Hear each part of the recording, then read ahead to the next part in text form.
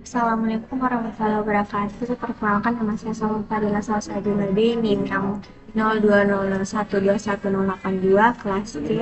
Di sini saya akan membacakan resume TOT. Yang pertama itu pada PPT software dan programming. Pemrograman untuk TOT biasanya polyglot atau bisa banyak bahasa karena Internet of Things adalah sistem perangkat komputasi yang sangat terkait yang dilengkapi dengan pengidentifikasi yang unik dan memiliki kemampuan untuk mentransfer data melalui jaringan. Pilihan penggunaan bahasa pemrograman tergantung pada kemampuan dan tujuan perangkat yang akan dibuat.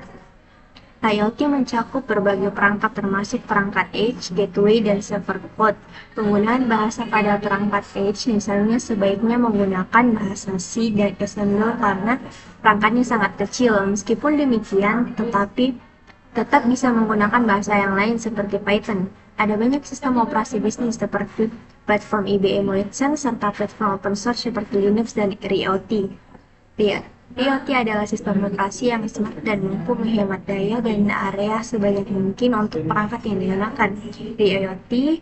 RIOT adalah sistem operasi open source yang membutuhkan RAM dan ROM kecil untuk build. Arsitektur RIOT berbasis mikrokernel, di mana aplikasi penggunaan dapat menangani berbagai lapisan dalam sistem operasi. Linux adalah sistem operasi yang paling banyak digunakan saat ini di platform IoT adalah Linux adalah sistem operasi sumber terbuka atau open source yang memungkinkan pengembang memodifikasinya untuk memberikan respon terbaik. Ini mendukung bahasa pemrograman C atau C++ serta teknologi yang multi-thread. Linux merupakan platform perangkat lunak yang paling mapan dan digunakan dalam desain IoT. Adapun beberapa bahasa pemrograman yang dapat digunakan untuk memprogram sebagian besar platform perangkat keras IoT yaitu Python, JavaScript, dan C atau Embedded C.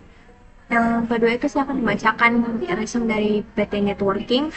Dari perspektif jaringan dan komunikasi, IoT dapat dilihat sebagai agregasi dari berbagai jaringan, termasuk jaringan seluler, 3G, 4G, CDMA, dan lain-lain, WLAN WSN, dan jaringan ad hoc seluler.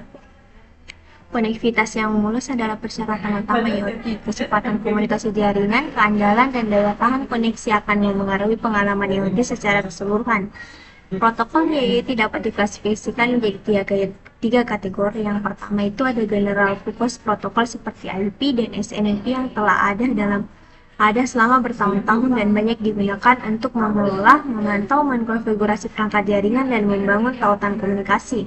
Protokol ringan seperti CIP yang telah dikembangkan untuk memenuhi persyaratan perangkat terbatas dengan perangkat kecil dari sumber daya terbatas. Protokol dan API khusus perangkat atau vendor yang biasanya memerlukan lingkungan dan perangkat pembuatan tertentu.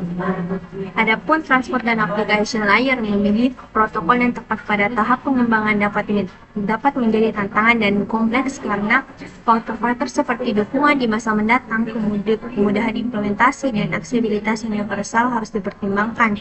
Selain itu, memikirkan aspek lain yang akan memengaruhi penerapan dan eksekusi akhir seperti tingkat keamanan dan kinerja diperlukan akan menambah kecanggihan tahap pemindahan protokol.